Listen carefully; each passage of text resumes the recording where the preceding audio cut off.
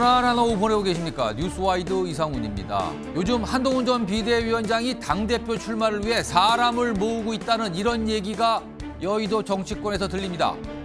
어떤 이들이 과연 합류할지, 그리고 출마 선언은 과연 언제쯤일지 전망해 보도록 하겠습니다.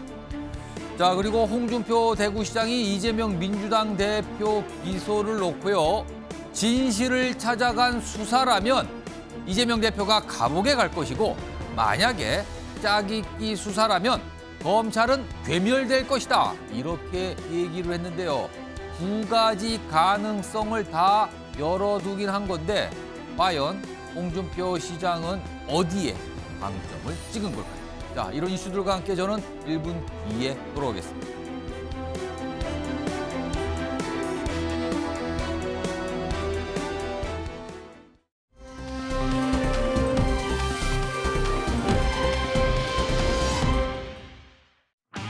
특별한 계획을 갖고 있지는 않고 어디에서 뭘 하든 나라를 걱정하며 살겠습니다.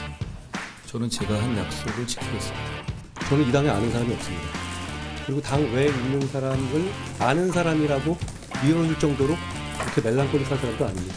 당신과 민심의 반영 비율을 8대2로 이렇게 확정을, 당심의 중요성, 또 그것으로 인해서 당원 배가 운동 등을 해야 될 필요성, 이런 얘기들도 계셨고요.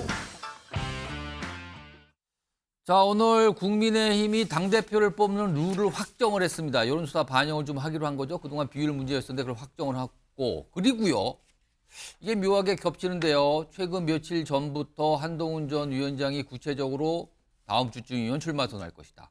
최근에 누구를 만나더라. 그리고 여의도 앞에 사무실이 있는 거 아니냐? 캠프를 꾸리는 거 아니냐? 이런 얘기들이 들립니다. 이른바 설설설이거든요. 자, 그럼요. 그 내용 좀 정리 좀 해볼까요? 화면에 있습니다. 소문이 무성한 한동훈. 그동안 소문이 무성했죠. 근데 그동안은요, 전당대회에 나올 것이냐, 당대표 도전할 것이냐 말 것이냐인데 지금은요, 이미 당대표를 도전한다는 내용은 기정사실화 되고 과연 언제쯤이냐, 누구하고 할 거냐, 뭘 꾸리고 있는 거냐, 이런 설설들입니다. 일단 네 가지가 크게 나오고 있는데요. 후보 등록일 임박해서 출마 선언을 할 가능성. 다음 주 정도 얘기 있고요. 그 아래는요. 여기도 국회 인근에 캠프 사무실을 마련하려고 한다? 또는 마련했다는 설도 있어요. 확인 안 됩니다. 그리고요. 러닝메이트격인 최고위원 후보를 찾는 경우. 본인은 당대표 출마, 그리고 최고위원에 출마할 어떤 정치인 찾고 있다. 같이 가면 힘이 배가 된다. 이런 뜻이겠죠. 그리고 실무진 등 캠프 멤버를 지금 논의하고 있다. 사람 모으고 있다는 거예요. 이런 설까지 나옵니다. 얘기 좀 해봐야겠습니다. 아직은 뭔가 안개 속인데요. 김상일 정치평론가 나와 계신데요. 오늘 이런저런 얘기 좀 많이 들으셨다고 좀 내가 사전에 들었는데 일단 캠프를 꾸린다 또는 꾸렸다는 말이 나오는데 정말입니까? 지금 어떤 얘기 나오는 겁니까? 캠프를 물리적 공간을 꾸린 것은 아닌 것으로 제가 그러니까 사무실을 어디다 마련했고 임대했다 이건 아니고 그거는 아닌 것으로 제가 예. 좀 뭐 확인이라면 제 수준에서 예. 확인을 했고요. 나름 말씀을 미리 사전에 좀 주셔가지고 최측근이라고 할 수 있는 분들 몇 분하고 제가 좀 통화를 해봤거든요. 예. 그랬더니 지금 네 가지 있잖아요. 출마 결심은 한 것 같고요. 그리고 캠프 인력은 사람을 모으고 레퍼런스 체크를 하고 있는 거고요. 그럼 지금 사람을 모으고 있고 일종의 약간 선별 작업 또는 면접 작업이 있다? 예, 레퍼런스 체크를 하는 것 같고요. 그리고 러닝메이트 부분은 굉장히 고민을 하고 있는 것 같습니다. 러닝메이트, 그러니까 최고위원 후보인데 같이 출마할 그 후보는 고민 중이다. 왜냐하면 당대표가 된다면 전례들을 볼 때 최고위원들이 당대표를 흔드는 경우가 있잖아요. 특히나 그렇습니다. 용산과의 어떤 그렇죠. 관계가 조금 소원할 때 최고위원들이 용산을 뒷배로 해서 흔들 수가 있는 게 있기 때문에 최고위원들도 자기 세력이 일정 부분은 확보가 돼야 된다 이런 고민이 있어서 그런 부분에서 고민하는 걸로 왔는데 그러나 본인이 제안을 할 수는 또 없잖아요. 제안해서 나와라 이렇게 하면은 그것도 또 이제 뭔가 예. 말이 나올 수 있고 논란이 될 수 있고 그러니까 좀 자발적으로 내가 당신과 같이 하겠습니다. 이런 사람들이 좀 있기를 바라고 있는 사람들 중에서 예. 좀 누가 좋을까 이런 고민을 하는 정도로 지금 제가 알고 있습니다. 그러면 일단 러닝메이트 부분은 약간 아직은 뭔가 가닥이 안 잡힌 것 같지만 캠프 조직 자체는 준비 중이고 사람을 모으고 있고 또 등등등이네요. 일단은요. 뭔가 움직였네요.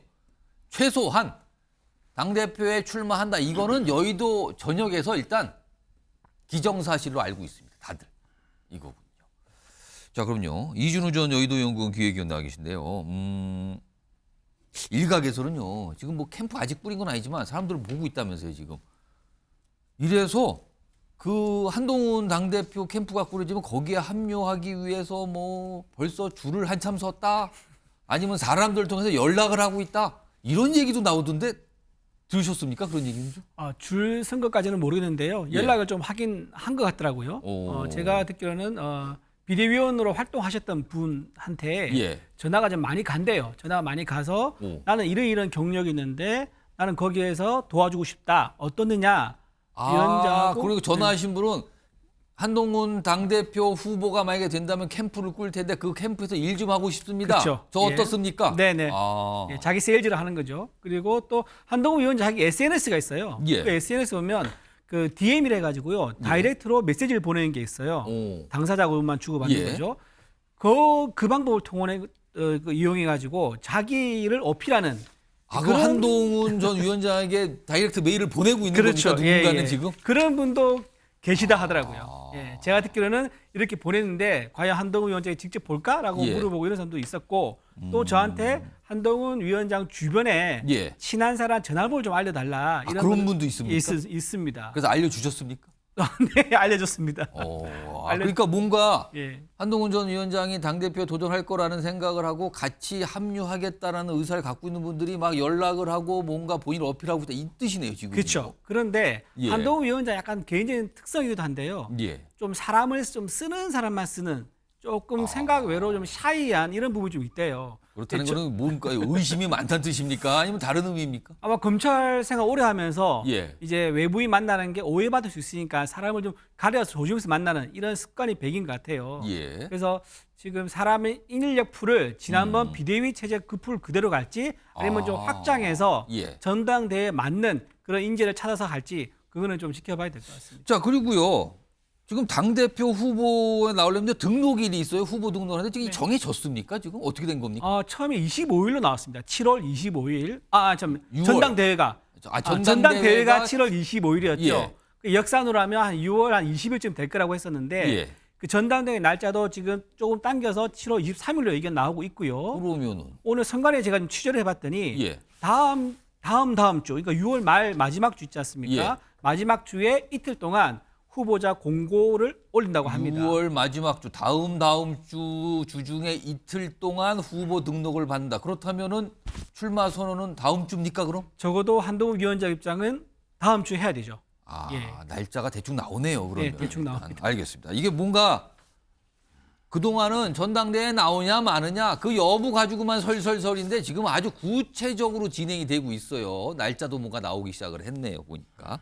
자, 이런 가운데 과연 누구와 캠프를 같이 꾸릴 것인가. 이른바 캠프를 꾸려지면 캠프를 이끄는 좌장격이 항상 인물들이 등장하는 거예요. 그리고 최고위원 후보로 누가 같이 뛸 것인가. 러닝메이트입니다. 과연 누굴까. 이게 또 궁금증을 낳는데 관련 목소리부터 좀 들어보죠. 그래서 만약 출마를 고민하고 계신다면 당연히 어떤 분들과 함께 또 최고위원 당대표 출마를 같이 하실지 그 부분도 당연히 고민하고 계시리라고 생각합니다. 사무실을 차렸다는 얘기는 뭐 이름까지 어느 건물이라고 해서 얘기가 있었는데 그래서 제가 김영동 의원한테 물어봤어요. 김영동 의원 거 이름으로 뭐 얻었다는데 그 사실이냐고 그랬더니 펄쩍 뛰더라고요. 선배님 그 말도 안 되는 소리 한다고. 소문은 많이 돌았어요. 지금 거기 무슨 캠프를 차렸대더라. 여러 사람한테 전화해서 물어봤더니 아직까지 그게 이렇게 구체적으로 드러나지는 않았는데 아마 곧 할 것 같다라는 느낌은 좀 받았어요. 이게 정치권에서 벌써 러닝메이트 얘기가 오갔군요. 혹시 뭐 연락 받았어요? 아닌데요? 나도 아닌데요? 그럼 누굽니까? 뭐 이런 얘기가 있는 거네요, 지금요. 자, 화면 좀 보겠습니다. 뉴스와이드가 좀 정리를 좀 해봤습니다. 일단 한동훈 전당대회 출마 시 러닝메이트, 그러니까 최고위원 후보로 누가 같이 뛸 것인가? 여기 보면 비대위 인연도 있고요. 최근에 만났다고 알려진 의원들도 있는데 이렇게 보면은 장동혁 전 사무총장, 지금은 원내대변인 아닙니까? 그리고 김영동, 박정화, 뭐 김혜지 한자 이렇게 있고요. 밑에 보면 최근에 만났다고 알려진 분들 고동진, 정성국, 김상우 이렇게 돼 있습니다. 소정 변호사께서도 오늘 뭐 뭔가를 좀 들으셨다고 제가 아까 미리 들었는데 최고위원 러닝메이트 같이, 그러니까 한동훈 전 위원장은 당대표 출마, 그리고 어떤 분은 최고위원 출마, 같이 출마를 보통 하거든요. 러닝메이트인데 러닝메이트 후보로 지금 누가 보이십니까? 그렇죠. 단일 지도 체제라도 이제 그 자기 확실하게 뒷받침해줄 예. 최고위원이 이제 필요하잖아요. 예. 제가 보기에 그 3명 정도 할 것 같아요. 3명이요. 일반 최고위원 1명, 오. 그다음에 그 여성 최고위원 1명, 오. 그다음에 청년 최고위원. 그렇죠. 하나씩 이게 다 먹을 수 있잖아요. 오. 일반 최고위원은 박정아 이분은 이제 원희룡하고 되게 친합니다. 과거에 원래는 그랬습니다. 이제 원희룡계거든요. 예. 예. 따라서 제가 보기에 장동혁 어. 이분이 저는 가장 유력하지 않을까. 김영동은 이제 또 본인 뭐 예. 재판도 있을 수 있는 거고 여러 가지. 장동혁 지금 원내 대변인인데요. 그래도 이제 뭐 최고위원 할 수 있는 거 아닙니까? 오. 이분이 무게감이나 바둑이 확실히 당선이 돼야 되니까. 사실 장동혁 원내대변인은 친한의 대표적인 정치인, 그렇죠. 이렇게 꼽히죠. 그리고 이제 그 재선이고요. 예. 사무총장 된 무게감. 예. 이러니까 이제 저는 그렇게 봅니다. 예. 그다음에 여성 중에는 김혜지, 한지아 예. 중에 아마 고민할 거예요. 아, 가능하다. 거기 둘 중에. 그렇죠. 두 분 다 이게 확실한 친한계니까. 그리고 이제 그 청년은 한정민. 오. 이번에 아예 출마를 공언하고 있는 것 같아요. 아. 그 이준석 대표하고 이제 그 화성에 안 됐잖아. 낙선했잖아. 근데 청년 최고로 나갈 수 있으니까 젊잖아요. 그렇군요. 젊잖아요. 예. 이런 식으로 이제 한 3명 정도는 러닝 메이트를 해도 표가 이제 그 분산되는 건 아니잖아요. 예. 그 점에서 예상되고 좌장은요. 그러니까 캠프 좌장도 사실 많은 아무래도 분들이 저는 얘기하시던데. 이상민 의원이 제일 유력한. 이상민 의원이요? 그분이 워낙 한동훈 위원장 많이 돕고 있어요. 민주당에서 탈당해서 국민의힘으로 총선 당시 건너오신 이상민 의원 말씀하시는 그렇죠. 겁니까? 그분이 가장 한동훈 위원장을 열정적으로 돕고 있어요. 아. 전 몇 번 만났어요. 이상민 의원을. 예. 제일 이게 한동훈 위원장 돕고 있고. 예. 뭐 연세로 보는 게 5선이잖아요. 그러면 이제 저절로 좌장이 되는 거죠. 뭐 예. 캠프에 오면. 알았습니다. 이거 보니까 저 소정 변호사가 말씀하시는 게 나름 어떤 근거로 있는 것 같아요. 친한계 인사, 그러니까 비대위 때 같이 활동했던 인물들, 그리고 본인이 총선 당시에 직접 영입에 관여했던 인물들, 이런 인물들과 다 같이 뭘 할 것 같다.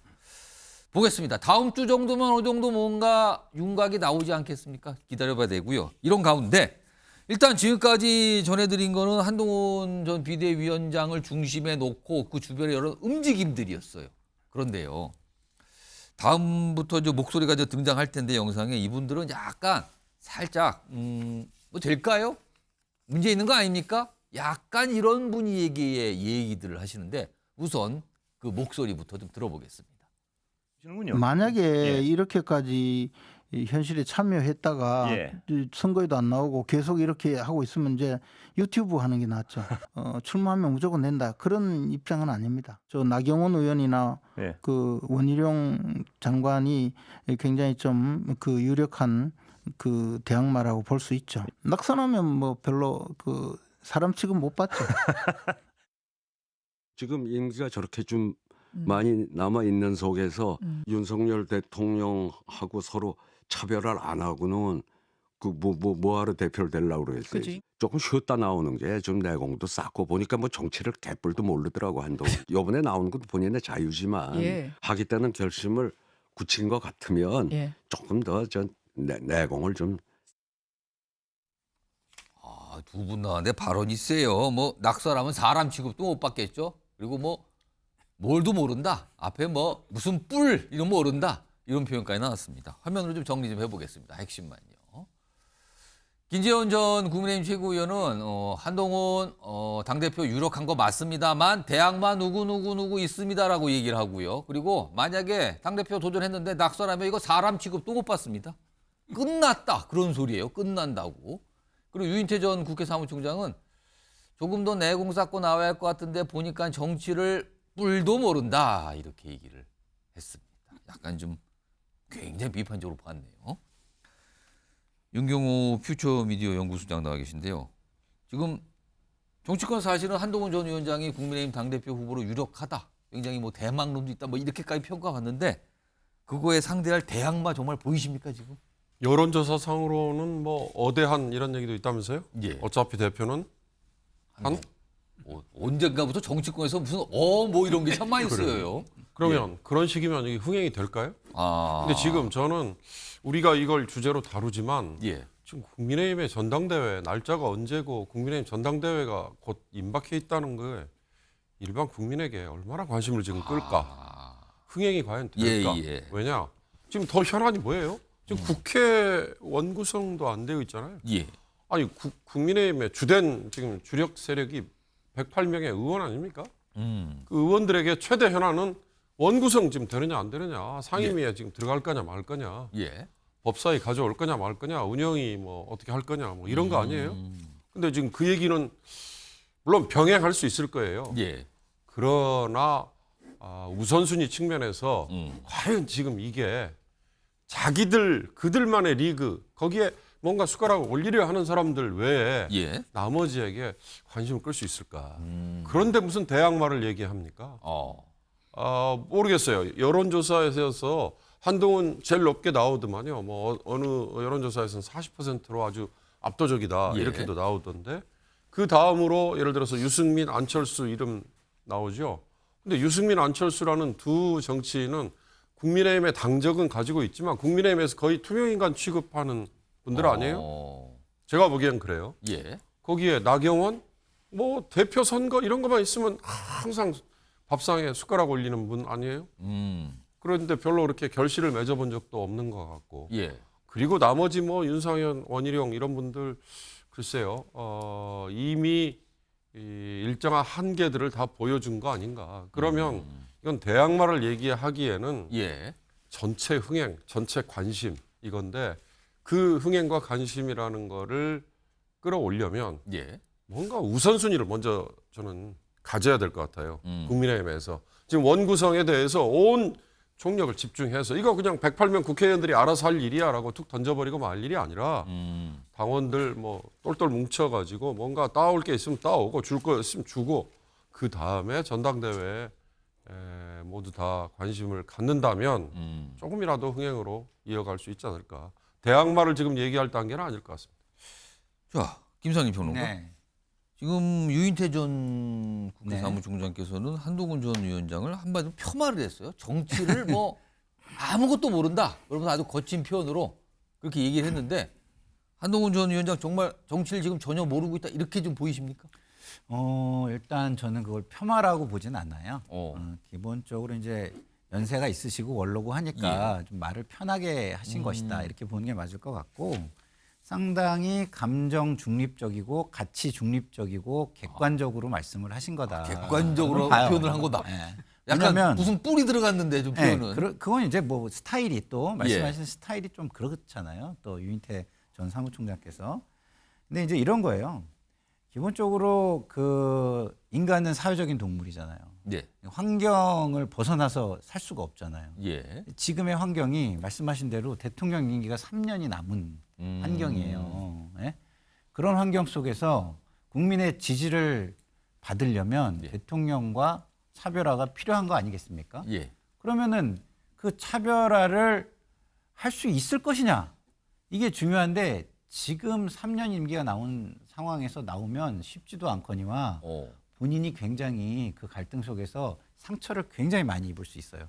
지난번에 원내가 아니죠. 비대위원장 나올 때도 뭐라고 얘기했습니까? 한동훈 비대위원장이 소비될 수 있다라고 얘기했어요. 이번에도 마찬가지입니다.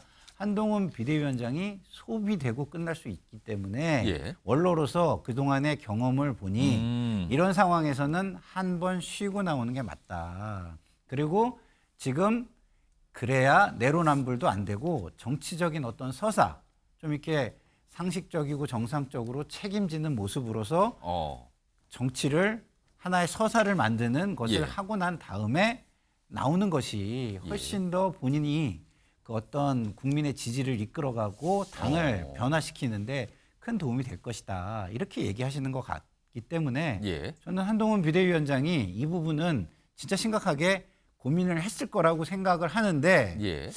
좀 조급하게 결론을 내리신 게 아닌가 저는 좀 개인적으로 좀 우려가 됩니다. 그러니까 만약에 다음 주에 본인이 한동훈 전 위원장 본인이 당대표 출마하겠습니다 선언을 하고 기자회견도 하고 여러 가지 얘기를 꺼내놓은 뒤에도 과연 지금 시점에 등판하는 게 적합한 겁니까라는 논란은 계속 있을 수가 있어요.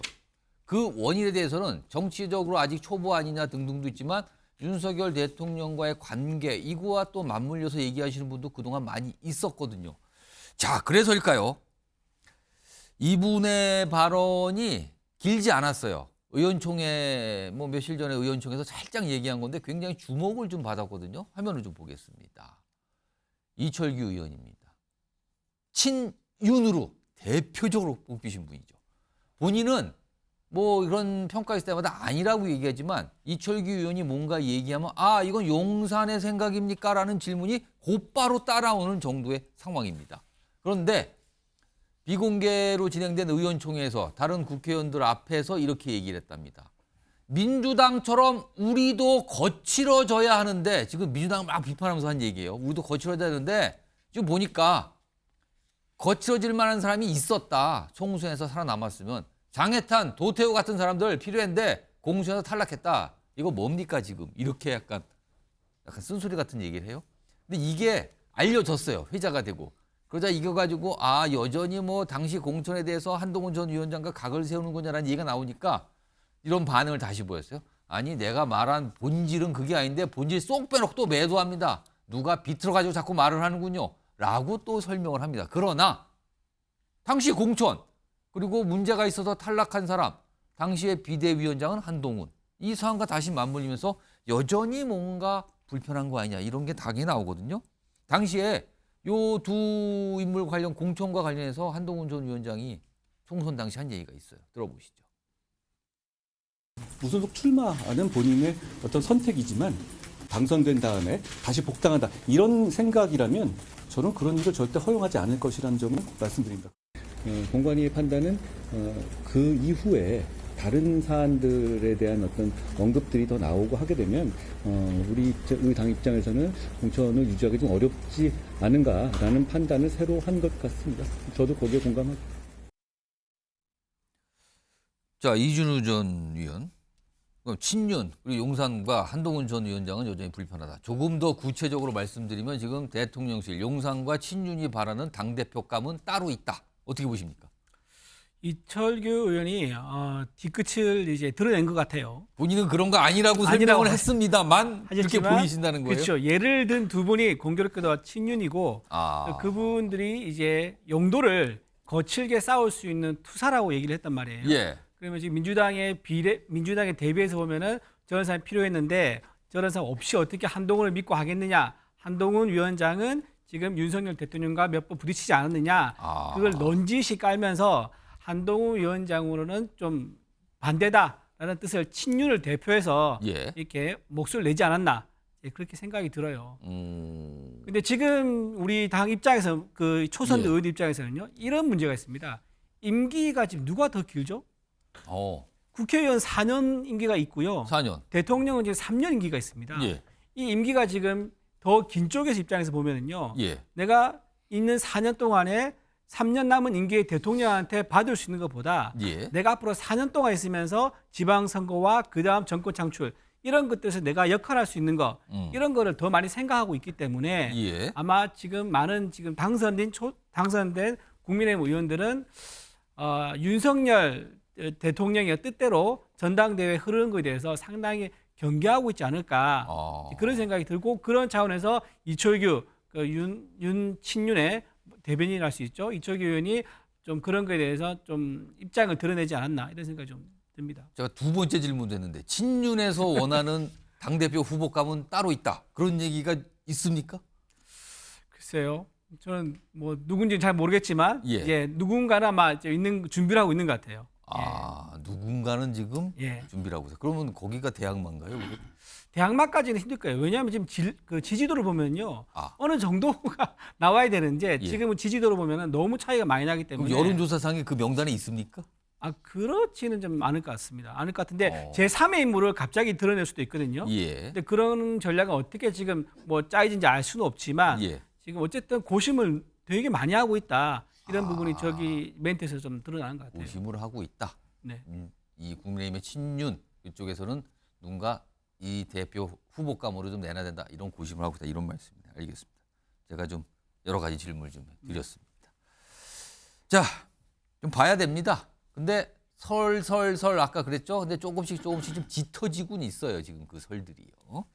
자, 첫 번째 이슈 전해드렸고요. 다음 주제는 제목으로 준비되어 있습니다. 보시죠. 감옥 대 괴멸. 이게 무슨 소리입니까? 감옥을 가거나 괴멸되거나 뭐 양당 간의 결정이 난다 이 뜻 같은데요. 결과는 과연 무엇일까 이겁니다. 저런 얘기를 좀 오늘 하신 분이 있는데 우선 검찰이 최근에 이재명 대표 기소했죠. 제3자 뇌물 혐의 등으로 기소를 했습니다. 이와 관련해서 지금 뭐 연일 여야 뭐 충돌하고 있고요. 각각의 주장과 입장을 쏟아내고 있는데 오늘도 있었습니다. 그 목소리 좀 들어보시죠. 어제 검찰이 쌍방울 불법 대북 송금에 연루된 혐의로 이재명 민주당 대표를 불구속 기소했습니다. 신속한 재판을 통해 이 대표의 사법 리스크가 대한민국 헌정 전체의 리스크로 증폭되지 않도록 하여 사법부의 존재 이유를 확실히 보여줄 것을 촉구합니다. 검찰이 이재명 대표를 터무니없는 혐의로 기소했습니다. 쌍방울 대북 송금, 이것이 이재명 대표의 방북을 위한 것이랍니다. 지나가던 소가 웃을 일입니다. 못된 정치 검사들이 나라를 망치지 못하게 만들어 내겠습니다. 자, 뭐 여야 뭐 매일같이 저렇게 요새 충돌하고 있는데요.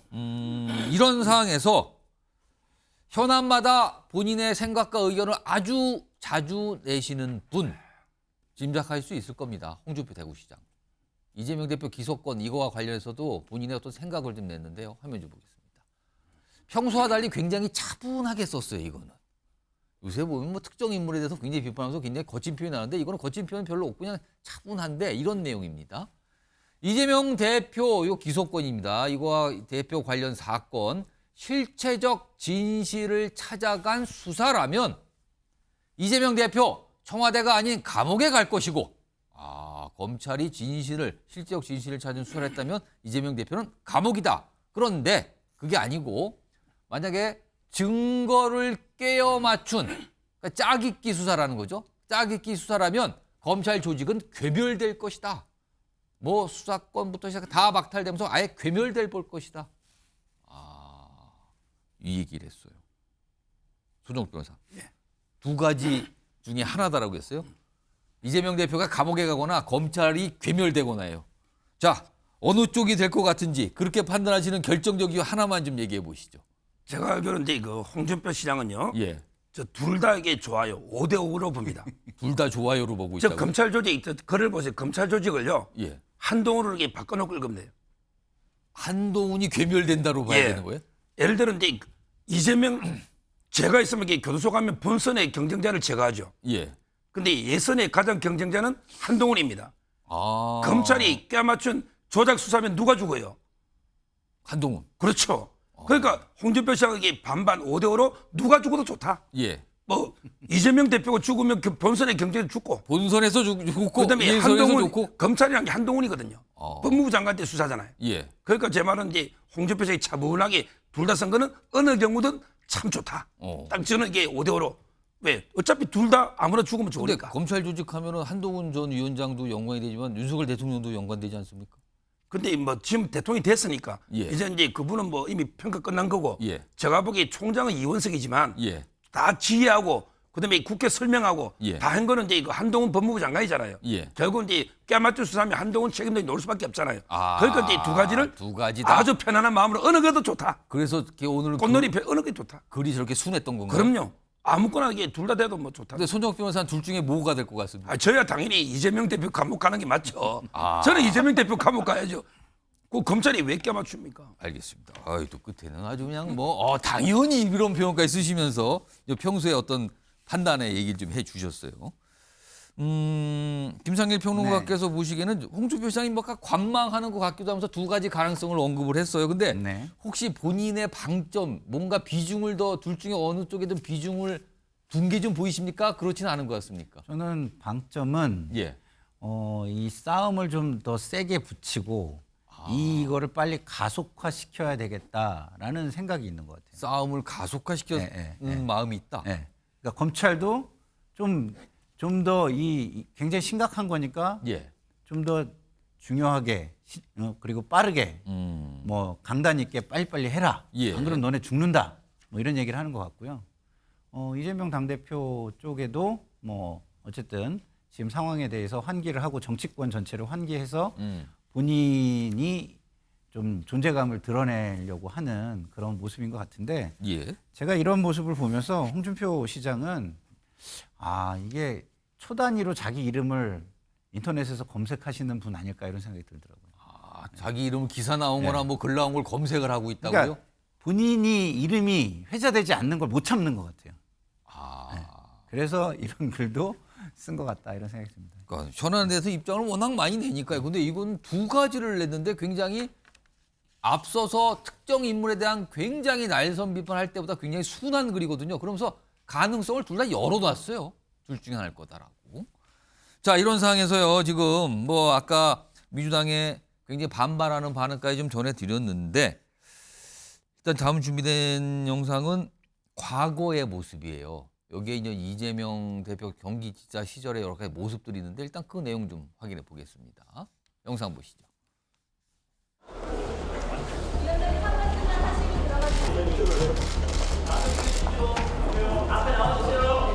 그럼 지사님 대한민국 최초로 대한민국 지방정부의 초청에 응해주신 북측 대표단 여러분, 역사적인 발걸음을 온 마음으로 환영합니다. 경기도지사 이재명 선생, 여러 정당 대표들, 고향 시민 여러분에게 따뜻한 동포애적 인사를 전합니다. 자, 과거에 약간 이제 북측과 뭐 만나서 어떤 행사 같은 하는 모습이었는데요. 지금 정치권에서 이게 다시 좀 회자되고 있는데 이게 지난달에 있었던 얘기였거든요. 이게 재판에서 화면 좀 보겠습니다. 일단 이게 지난달 21일 이화영 전 부지사 이제 보석 신청을 했는데 그 보석 심리하는 재판이었어요. 여기서 변호인이 이런 얘기를 합니다. 그때는 아직 1심 결과 안 나왔을 때잖아요. 이화영에 대한 유죄 판결 이거 향후에 유죄 판결이 나오면 향후에 이재명에 대한 유죄를 추정하는 유력한 재판 문서로 작용할 것이다. 뭔가 예견을 한 것 같기도 하고 예상한 것 같기도. 물론 지금 이 재판이 굉장히 정치적인 의미가 크다라는 전제를 깔았어요. 그러면서 이화영이 유죄면 이재명도 유죄가 될 수 있다. 이렇게 얘기를 한 겁니다. 골자로. 이게 지금 다시 회자가 되고 있어요. 왜냐하면 지금 유죄가 나왔으니까요. 이런 와중에 오늘 결정됐습니다. 이재명 제3자 뇌물형의 등 이 재판 담당하는 재판부요. 지금 여기 보면 재판장이 신준우 부장판사 이렇게 돼 있는데 이화영 전 부지사 유죄 선고를 한 재판부입니다. 여기에 이 사건이 배당이 됐어요. 요거 좀 민주당에서 여러 가지 얘기를 할 것 같은데 윤경호 소장님 이렇게 되면 이재명 대표가 이제 기소가 되니까 재판을 받았는데 상당히 좀 불리해진 거 아닙니까? 이렇게 되면 지금대로라면 그렇겠죠. 더군다나 이번에 300페이지에 달하는 판결문에 이재명 대표의 이름을 뭐 104번, 100번 이상 언급된다고 언급을 했다는 거고 무엇보다 한마디로 얘기하면 지금 반발하는 쪽에서는요. 아니 김성태라는 자기의 이해관계, 뭔가 자기 기업 뭐 이걸 지키려고 검찰하고 뭔가 거래를 했을 법한 피의자의 진술에 더 무게를 실어준 그래서 그런 걸 근거로 이화영 부지사의 유죄 중형을 때린 판사 지금 이렇게 공격을 받잖아요. 통상 저는 이 재판의 결과는 예단하기 쉽지 않다. 왜냐? 신진우 부장판사가 이재명 대표의 재판, 그러니까 선고를 끝까지 맡을지 여부를 저는 자신하기 어렵다고 봅니다. 무슨 얘기냐면 통상 법원은요 1년 단위로 정말 이 자리 이동이 빈번하거든요. 인사가 나죠. 그렇습니다. 그러니까 심지어 검사들도 뭐 마찬가지입니다만 판사들은 새로운 자리에 가면 1년 후에 본인이 다른 자리 어디 갈 건가 그거부터 생각한다 뭐 이렇게 비아냥거리고 조롱을 들을 정도로 대한민국의 이 사법 체계 사실은 어떻게 보면 맹점이죠. 모르겠습니다. 이게 이제 형사부의 합의부 부장판사니까 달리 뭐 잣대가 적용될진 모르지만 예. 거기에 공판 중심주의라는 건 예. 정황 증거와 관련 피의자 또는 뭐 기타 관계자의 증언 이런 것들을 다 판사가 들어보고 난 다음에 예. 판결에 결론을 내리겠다 이런 거잖아요.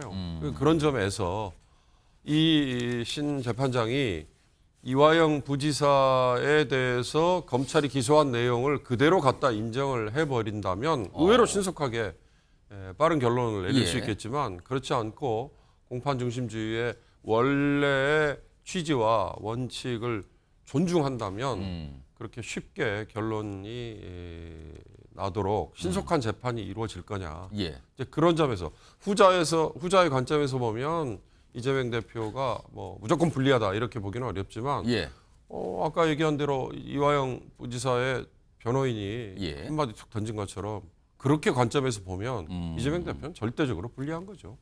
자, 지금 이화영 전 부지사 1심 재판 결과가 나왔을 때 이화영 재판부가 이재명 대표 재판도 맡을 수 있지 않겠는가라는 전망이 법조계에서 있었어요. 근데 오늘 실제 그게 현실화 된 겁니다. 물론 지금 법원 쪽에서 나오는 설명은 이건 무작위 배정을 했기 때문에 뭐 그런 고려가 없습니다라고 하지만 여러 가지 해석이 가능하고 여러 가지 또 민주당의 반응도 있었을 것 같아요. 일단 이런 상황이 있었고요. 이런 가운데 지금 민주당은요. 1심 재판에 대해 이화영 전 부지사 1심 유죄, 중형이 나왔잖아요. 이 재판 결과에 대해서 맹비판을 하고 있어요. 그러면서 여러 가지 움직임이 있습니다. 지금 화면 보겠습니다. 보시면 크게 세 가지인데요. 일단 대북 송금 특검법을 추진합니다. 이 대북 송금 수사 자체를 들여다보겠다는 거. 수사 자체를 수사하겠다는 거예요. 그러면서 사건 조작이라고 지금 규정을 하고 있잖아요. 그러니까 수사를 들여다보겠다. 여기는 검찰을 겨냥한 거잖아요. 그리고요. 지금 법원을 맹비난하고 있습니다. 이화영 판결 반인권적이자 편파적이다. 이렇게 굉장히 비판을 하고 있어요. 그리고요. 쌍방울도 문제 삼고 있습니다. 쌍방울 쪽 고발 방침인데 모해 위증교사로 김성태 전 쌍방울 회장을 고발하겠다. 그거 검토한다는 얘기가 오늘 나왔거든요. 오늘 민주당 의원들이 최근에 이 무슨 조직을 만들었는데 무슨 정치 검찰 대책단. 오늘 기자회견 통해서 여러 가지 얘기를 꺼내놨는데 오늘 나온 목소리 좀 들어보겠습니다.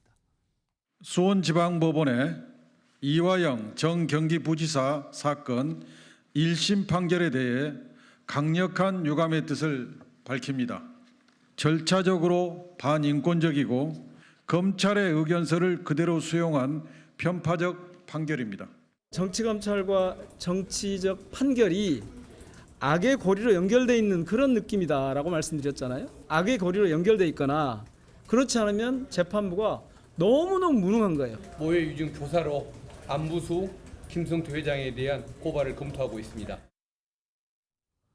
이준우 전 여기가 검찰과 법원이 악의 고리다고 하고 있고요. 그리고 법원에서 무능 얘기가 나왔고요. 그다음에 쌍방울에까지 문제를 삼고 있습니다. 이거 어떻게 보셨습니까? 지금 저렇게 세 군데를 다 싸잡아서 비난하는 건요. 목적이 딱 하나입니다. 재판 연기예요. 어떤 식으로든 재판을 연기해서 대통령 선거 때까지 연기하면 제일 좋은 거고요. 앞으로 3년 남았는데? 그렇죠. 그래서 제일 좋은 거고 그렇지 않다 그러면 대통령 선거를 앞당기는 것도 같이 병행해서 재판은 늘리고 대통령 선거를 앞당겨서 대통령만 된다 그러면 저 모든 것들이 다 해결된다. 그 하나만 지금 노리고 있는 거예요. 그래서 아까 말씀한 대로 이제 판사 같은 경우도 지금 판사 탄핵을 이제 암시하는 이제 그런 얘기를 하고 있거든요. 그리고 이제 검찰대에 있던 모든 증거 같은 것도 증거 조작이라고 하면서 수사를 수사하겠다 한단 말이에요. 그러면 그 수사는 또 어떻게 믿겠느냐 같은 결과가 나오면 그럼 계속 옥상옥으로 수사를 하는 그런 황당한 일이 생길 수 있는데 저건 사실 뭐 실체를 갖고 뭔가 어떤 변화를 비리를 찾겠다 이런 건 아니고 어떤 식으로든 트집을 잡아서 재판을 무조건 끌고 보자. 실제로 김미래 부장판사가 있을 때 조국 사건에 대해서 4년 넘게 끌었지 않습니까? 예. 휴가도 가고 뭐 또 코로나도 있었지만 이런 것 등등 하면서 이런 식으로 아마 재판 지연의 어떤 노하우를 다시 한번 활용하려고 하는 게 아닌가 그런 생각이 듭니다. 자, 지금 뭐 국회가 사실은 파행이잖아요. 그러니까 여당은 상임위에 지금 불참하고 있고요. 뭐 상임위원장 자리 놓고도 연이 합의가 안 된 상태에서 지금 민주당은 단독으로 하고 있는데 지금 뭐 국회 밖에서 안에서는 좀 이런 사안으로 굉장히 충돌하고 있습니다. 좀 약간 답답한 상황인데 자, 그런데요. 오늘 이 얘기를 하시는 정치권 인사들이 꽤 계셨습니다. 이재명 대표 기소에 대해서 요즘에 조국 대표가 아무 얘기는 안 하더라. 얘기할 법한데. 그리고 앞서서 이화영 전 부지사 유죄 판결 나왔을 때도 아무 얘기를 안 했다. 할 법한데. 이런 반응입니다, 지금요. 일단 어제 조국 대표 사실은 뭐 검찰 관련 얘기는 자주 하거든요. 어제도 얘기를 했어요. 일단 그 얘기부터 좀 들어보시죠. 검찰권 개혁 없이 민주사회는 없습니다. 검찰의 나라가 아닌 국민의 나라 대한민국으로 반드시 되돌려야 합니다.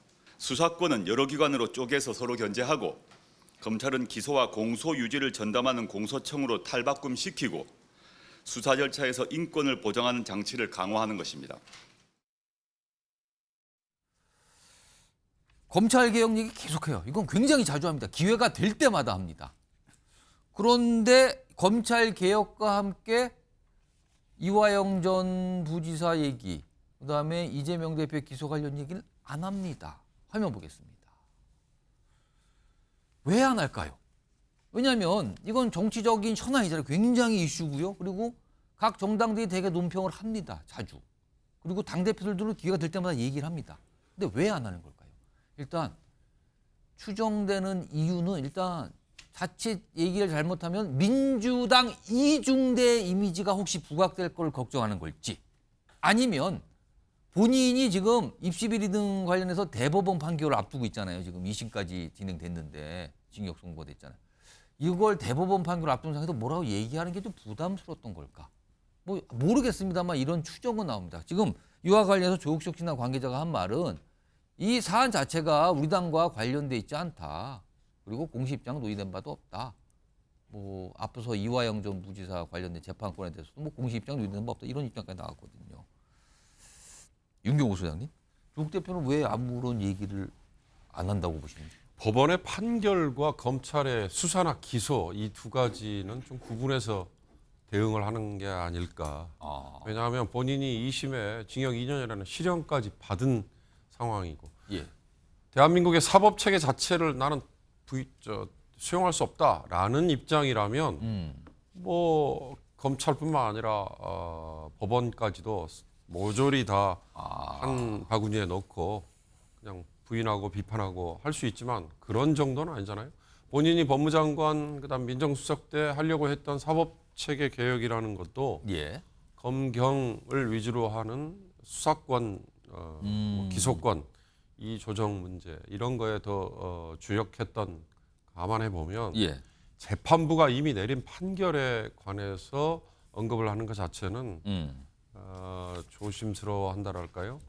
대법원 뭐 상고심 대법원의 3심을 앞두고 뭐 저하지 않을까 이건 저는 아니라고 봅니다. 대법원이라는 건 뭐 법률심이기 때문에 아니 당사자가 뭐 대법원을 향해서 뭐 비난을 하고 그런다고 괘씸죄를 적용해서 더 뭐 불리한 방향, 유리한 방향으로 사적인 감정이 조금이라도 비춰질 만큼 그렇게 판단이 내려지지는 않는 거니까 대법원의 뭐 판결을 앞두고 있다 이거보다는 본인이 2심까지 이미 실형을 받은 처지라는 건 조국이라는 정치인에게 어쩔 수 없이 지금 채워져 있는 족쇄죠. 그것 때문에 저는 얘기를 안 하는 거 아닐까 싶고요. 아까 민주당 이중대 뭐 이런 얘기는 오히려 지금 조국혁신당이죠. 조국혁신당이 더 적극적이고 더 한 발 앞서는 사안들이 많잖아요. 그러니까 굳이 민주당 이중대 이런 얘기는 별로 의식 안 할 것 같아요. 김상현 평론가, 혹시 민주당의 약간 말은 안 하지만 뭔가 총선 과정을 지나고 그 위에 지나면 섭섭한 게 있는 거 아니냐? 라는 시각도 분명히 존재하는데 어떻게 좀 보십니까 이거는? 저는 그거보다는요. 이제 혁신당도 지방선거를 통해서 당을 더 확장하고 키워나가야 되는 게 있잖아요. 그렇습니다. 정당이면 그렇습니다. 네, 그렇기 때문에 분명히 자기의 정체성을 구축해야 되는 국민이 있을 거예요. 그런데 모든 이슈가 민주당이 제기하는 이슈하고 대동소이하다. 그러면 작은 정당은 묻히죠. 저는 개혁신당도 똑같은 고민이 있을 거라고 봐요. 이게 좀 더 중도적이거나 좀 더 실용적인 분야로 오면은요. 그 부분을 이미지 메이킹 내지는 정체성 구축을 하는 게 조금 더 어려워집니다. 그래서 저는 그런 고민이 굉장히 많이 있을 거다. 그렇기 때문에 그런 고민 하에서 좀 더 신중하게 움직이는 부분이 있고 그리고 좀 전에 윤경호 소장님은 뭐 대법을 뭐 신경 쓰지 않을 거다라고 얘기하시지만 저는 그렇게 생각하진 않아요. 그것도 신경 쓸 거라고 저는 법원이 봅니다. 좀 신경 쓰인다 지금. 왜냐면요. 법원이 우호적으로 보려면요. 법리를요. 그 전례에서 찾아요. 이재명 대표 지난번 그 대법에서 이거 파기환송할 때도요. 하나의 사례를 중심으로 했잖아요. 뉴욕 타임즈 대 설리반. 그거 가지고 했잖아요. 그런 식으로 열심히 좀 찾아서 적용을 해주면 당연히 그 어떤 법관의 마음이 영향을 저는 준다고 보기 때문에 그런 부분도 전혀 없지는 저는 않을 것이다 이렇게 생각합니다. 이런 가운데 조국 대표는 계속 침묵하는 가운데 오늘 정치권에서 이게 살짝 좀 회자가 됐습니다. 과거에 조국 대표가 워낙 많은 현안에 많은 의견을 남겼잖아요. 그래서 뭐 이런 별명이 조만대장경 이렇게까지 나왔는데 과거에 썼던 글이 있습니다. 화면 좀 보겠습니다. 이게요, 이제 반기문 전 유엔 사무총장 조카 관련 의혹 제기 당시에 언급한 건데 이거 반기문 전 총장을 향해서 한 말이잖아요. 당시에 이거 한참 됐어요, 좀. 알았으면 공범이고 몰랐으면 무능이다. 조카 관련 의혹 제기에 대해서 몰랐다고요? 그럼 무능한 거네요. 그걸 왜 모릅니까? 그리고 알았다고요? 그럼 공범이네요. 이렇게 압박을 한 겁니다. 이 글이 다시 오늘 회자가 되고 있는데 손정욱 변호사.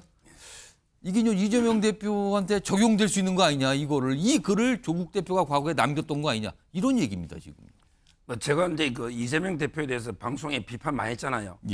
그래도 저는 이제 이거 무능하다고는 생각 안 합니다. 이재명 대표가 무능하면 오늘날에 민주당이 그 대표까지 올 수 없죠. 무능한 분 아니에요. 유능하니까 왔다 이렇게 보시는 한마디로 거잖아요. 공범이죠. 알았으니까. 그러니까 공범이죠. 지금 이화영 전 부지사가 대북 송금 관련 북한과 관련해서 쌍방울 관련해서 뭔가를 한 건데 이게 문제가 난 거에서 유죄가 나왔잖는데 이거를 몰랐다면 무능이고 알았다면 공범이다. 지금 이건데 그중에서 무능은 아니라고 보시는 거예요? 지금 이제 성남시장 할 때 보도블록 하나 교체할 때도요. 직접 확인하고 이게 결제할 정도로 성실한 분이에요. 그런데 이런 어마어마한 걸 부지사가 하는데 전혀 이게 몰랐다. 클릭하고 안 읽었다. 도장을 이게 다 지기는 맡겨놓고 알아서 다 찍었다. 그 누가 그렇게 생각합니까? 결국에 공범을 봐야 되고요. 지금 조국 혁신당은요. 이재명 대표에 대해서 침묵하는 게 아니고 오히려 이게 즐기고 있어요. 즐긴다고요? 에스프레소 한 잔 딱 마시면서 선고되니까 야 오늘 이게 기분 좋다 망중한. 이런 게 사진까지 올리고 있어요. 재판이 있는 선고 재판이 있는 당일날 커피 사진 올린 거 그리고 그 위에는 무슨 콩국수 먹는 사진도 올렸는데. 근데 왜 그러냐? 저는 두 가지로 보는 게 일단 잠재적 경쟁자예요. 야당에서 대선의 잠재적 경쟁자인데 조국 대표 입장에서는 왜 내만 교속하고 당신에게 질질 재판 끌어가 당신은 대선 오고 내만에게 교속하는 게 이게 공정하냐? 내처럼 이게 절박하게 좀 연대해서 윤석열 임기 단축해가지고 이게 같이 살 길을 찾아야 되는데 이재명 대표는 이게 완전히 조국 당에 대해서 뭐 해준 게 없잖아요.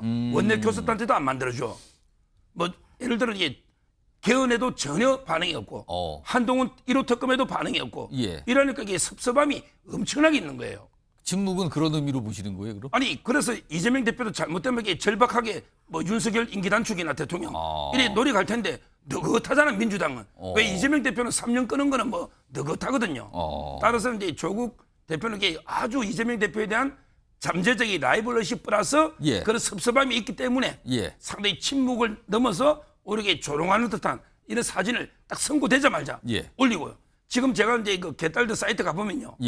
조국 대표에 대해서 입에 담지 말들 욕설이 도배하고 있습니다. 뭐 입에 담을 수 있는 정도만 소개해 주신다면 뭐가 있습니까? 예를 들어 화장실 근처에 반대잖아. 근데 차라리 화장실 요강 갖다 놔라. 요강을 갖다 놔라. 이런 게 글들 붙어. 그 사무실에 불만 표시한 것에 대해서 굉장히 좀 비판적으로 보고 있다는 거죠, 거기서. 그렇죠. 그 외에도 글들 보십시오. 예. 그 난초 있잖아요, 대통령. 예. 이것도 개딸들이 엄청 비판. 왜 그래 속이 좁냐? 우리 이재명 대표는 받아들이지 않냐? 이러고 있어요. 따라서 이미 전쟁이 벌어지고 있는 겁니다. 참 침묵하고 있다. 약간 좀 이례적으로 받아지기도 합니다. 그리고 그래서 이유가 뭘까 궁금증을 갖고 계신 분이 오늘 정치권에 좀 많이 있어서 소개해드렸고요. 지금 조국 혁신당에 관련된 얘기를 좀 전해드렸는데 상대적으로 좀 주목을 못 받는 게 이제 군소정당이잖아요. 다음 주제는 개혁신당과 좀 관련이 있습니다. 제목 보시죠. 뻔히 안 될 중재인데 중재를 한 거네요. 그럼 뻔히 안 될 것 같은 걸 누가 봐도 안 되는데 중재를 했다는데 개혁신당이 중재를 했다는 건데요. 일단 첫 번째 목소리가 있는데 천하람 지금 개혁신당 원내대표잖아요. 뭔가 수박, 뭐 오렌지, 뭐 과일 얘기를 꺼냅니다. 본인에서 약간 말도 안 된다 이런 분위기거든요. 일단 그 목소리부터 좀 들어보겠습니다. 저희 의원실에까지 항의 전화를 하셔가지고 천하람 수박이냐 뭐 이런 얘기 하시는 분들이 계시는데 저는 애초에 파란색이 아니고요. 수박이 될 수가 없고 저는 오렌지입니다. 혼자서 한 통은 충분히 먹고 싶지 않습니다. 우리 개혁신당이 더불어민주당이나 대통령에게 잘 보이려고 하는 게 아닙니다. 수박 얘기하면서 우리 수박 아니고 오렌지인데요? 그러면서 뭐 우리가 뭐 더불어민주당이나 뭐 개딸들에게 잘 보일 필요가 있습니까? 약간 이렇게 했는데 이게 왜 시작이 됐는지는 앞에 설명이 없었잖아요. 화면 좀 보겠습니다. 일단 반응을 최근에 천하람 원내대표가 민주당 박찬대 원내대표를 만난 다음에 이런 반응들이 왔대요. 무슨 반응이냐면 당신 수박이냐 이런 항의 전화를 사무실로 그렇게 많이 왔답니다. 그래서 설명하는데 저는 애초에 파란색 아니에요. 여기서 파란색은 민주당이라는 의미겠죠? 그리고 수박이 될 수도 없다 그러니 전 오렌지인데요. 오렌지는 이 개혁신당의 당색인데 수박 아니고요. 저는 오렌지인데요. 이런 얘기까지 꺼내놨습니다. 자 그러면은 천하람 원내대표와 박찬대 원내대표가 만나서 무슨 얘기를 했는데 이것 때문에 그래요. 지금 이것 때문에. 그 내용 들어보겠습니다. 최상병 특검법의 기한 내에 합의 처리를 조건으로 여당이 법사위를 가져가는 어떤 합의를 해본다면은 저는 우리 국회가 극한 대립이 아니라 협치를 하고 또 협치를 통해서 성과를 내는 좋은 장면을 만들 수 있지 않을까. 뭐 생각하지도 못했던 신박한 또 안을 제시해 주셔서 감사하고요. 뭐 깊이 검토해 볼 만한 내용이라고 생각은 되는데 다만 우리가 법사위를 협치의 이름으로 21대 때 양보했던 경험이 있었는데 그것이 바로 일하는 국회를 가로막는 사실은 큰 불신의 장벽이 되지 않았나. 그거는 민주당에 물어보시죠. 그 두 분 사이에 나온 얘기니까 민주당이 그런저런 조건이 있으면 법사위를 내놓을 의향이 있으신가요? 고민한 결과를 알려주시면 좋겠네. 이런 얘기가 오간 뒤에 천하람 원내대표가 수박이냐 소리를 들은 거예요. 근데 본인 뭐 아니라 그러고 오렌지라고 설명을 했죠. 이준우 전 의원. 그러니까 일종의 뭔가 중재를 한 것 같은데 거대 여야 정당의 원내대표를 반응 보니까 한쪽에서는 뭐 신박하긴 한데 뭐 안 되고 사실상 거절 같고요. 그다음에 국민의힘에서도 사실상 거절해 보니까. 그러면 이거 애초부터 이거 다 예상된 거 아닙니까? 이런 중재 안 통할 거라는 거? 그렇죠. 왜 이런 중재를 하려고 애를 썼을까요? 이 지금 거대 양당 100석이 넘는 양당 사이에서 단 3석까지인 개혁신당을 원내에서 이끌다 보니까 사실 존재감 드러내기가 쉽지가 않습니다. 법안 발의도 쉽지도 않고요. 그러면 이게 뭐냐 메시지밖에 없는 거예요. 강한 메시지죠. 근데 강한 메시지라는 게 지금 현재 보면 양당에서 받을 수 없는 하지만 화제는 드는 그런 메시지를 찾은 거예요. 그게 이제 대통령의 제2요구권을 이제 아예 원천적으로 차단할 수 있게 법사위원장을 내주고 그래서 양당의 합의해서 통과시키는 모양을 만들자라는 도저히 받을 수 없는 국힘의 입장에서는 받을 수 없는 그런 이제 메시지를 낸 건데 아까 말씀드린 대로 저거는 뭐 존재감 드러낸 거 이상의 어떤 의미가 있다, 가치가 있다 말하기 힘든 것 같아요. 윤기호 사님께서는 저 개혁신당의 뭐 노력이라면 노력일 수 있나 중재를 하려고 했는데 뭐 사실상 양쪽에 뭐 단박에 거절당한 셈이 됐어요. 근데 중재라는 게 이 다른 두 당사자가 귀를 기울여야 될 텐데 아까 박찬대 원내대표 얘기는 전 뭐 귀를 기울이는 언급이 아니라고 봐요. 신박하다라는 표현이 나왔어요. 그거야 뭐 프로토콜 차원에서 한 얘기고 최상병 특검은 아마 제 의견에 자신이 있다. 그러니까 이 일반 유권자들 국민들의 여론이 국민의힘을 아마 압박할 것이다. 그래서 8표에 분명히 이탈표를 끌어낼 수 있다. 이렇게 생각하고 있지 않을까 싶어요. 그런 점에서 최상병 특검법은 다시 22대 국회에서 처리할 자신이 있다. 이렇게 보는 것 같고 법사위는 자기들의 논리가 있는 것 같고요.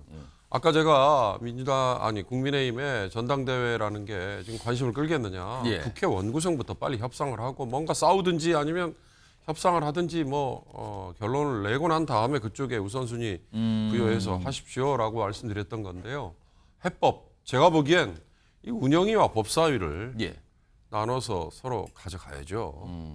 법사위를 제1당이 가져가겠다고 지금 민주당이 힘의 논리로 간다면 그걸 아마 양보할 기세는 별로 보이지 않으니까 운영위는 여당으로서의 위상을 고려해서 주는 게 맞지 않을까. 과거에 DJ 때 만든 국회 내 견제와 균형 또는 뭐 합의, 협치 이런 걸 위해서 만들었다는 게 1당이 국회의장, 2당이 법사위원장이었다면서요. 관례고 관행이라면서요. 그런데 거기에는 여당과 야당의 존재가 썩 빠져 있었잖아요. 지금은 여당이 소수당이지 않습니까? 그러니까 이런 것들을 다 뭉뚱그려서 빨리 저는 협상을 하는 게 중요할 것 같습니다. 11대 7의 상임위원회 숫자 이건 중요한 게 아니고요. 법사위를 민주당이 고집을 한다면 여당에게 운영위를 건네주고 빨리 원 구성을 마치고 출범하는 게 저는 맞다고 봅니다. 요건 서정욱 변호사께 아까 천하람 변호사가 한 얘기 중에 본인은 약간 뭐 우리가 민주당 왜 눈치 봅니까? 뭐 개딸들하고 뭐 상관없습니다라고 했는데 사실은 본인은 파란색 아니다. 수박 아니다. 그러니까 파란색이 애초부터 아니었으니까 수박이 될 수 없다. 그러면서 오렌지라고 강조를 했단 말이에요. 이게 약간 농담처럼 비춰지긴 하지만 사실은 개혁신당이 최근에 여러 가지 현안과 관련해서 그냥 야당으로 한묶음으로 간주되는 경우가 많았거든요. 혹시 이런 걸 의식한 건 아닐까요? 뭐 제가 보기에 저는 뭐 오렌지 중도라고는 안 봅니다. 어차피 이게 그 우리나라 정당은 2개밖에 없어요. 집권 여당하고요. 그다음에 그 야당입니다. 대통령을 보유한 정당이 집권 여당이고 그 집권 여당 한 곳이고 나머지 다 야당이에요. 그냥 야당이다. 오렌지로서 뭐 중간쯤 중재하는 이런 게 없다 이 말이죠. 뭐 저는 개혁신당이 어떻게 보면 이게 가장 반 정권, 반 윤석열 정권 정당이 저는 이렇게 보고 있거든요. 그리고 이제 그 두 번째 그 중재안 있죠. 이거는 이제 진짜 말도 안 되는 겁니다. 어떻게 특검법 하나하고 법사위 이게 중재안이라고 내놓은 게 저는 이제 그 답답하고요. 뭐 이런 식으로 이게 좀 정치를 하려면 제대로 이렇게 고민해서 좀 중재안을 내놔야죠. 차라리 우리 윤경호 소장님처럼. 운영이 법사위 정도. 그러니까요. 뭐 이건 몰라도 이거 말도 안 되는 게 이거 아니죠. 자, 지금 개혁신당 얘기하는데요. 개혁신당의 전 대표가 최근에 좀 바뀌었는데 전 대표가 이준석 의원이잖아요.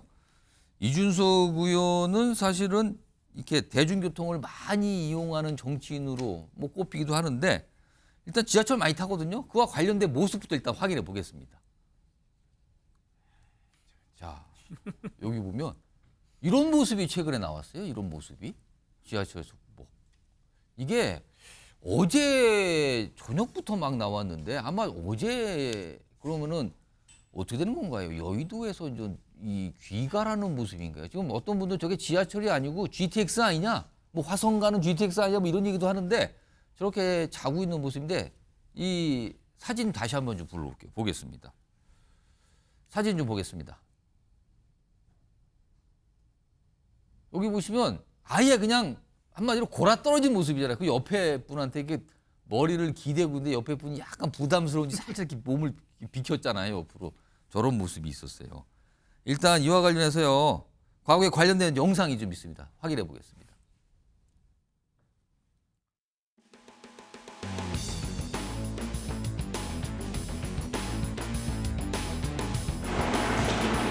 마스크를 착용하세요. 그러니까 교체도 강화됐고 때마침 고장났어요. 근데 또 오래된 거라 가지고 한 4년 된 거라 가지고 맨날 고치는데 이젠 더 이상 회생 불가능이라고 그러더라고요. 원래 이렇게 살던 사람은 이렇게 사는 게 편한 것 같기도 하고요. 어차피 상기동은 오래 걸려요. 우리 후보는 정치 신인이기 때문에 국민에게 가장 낮은 자세로 갈 수 있도록 지하철 인사를 좀 해보자라는 제안 제가 6번 하는 동안 단 한 번도 언론에 얘기 안 했습니다.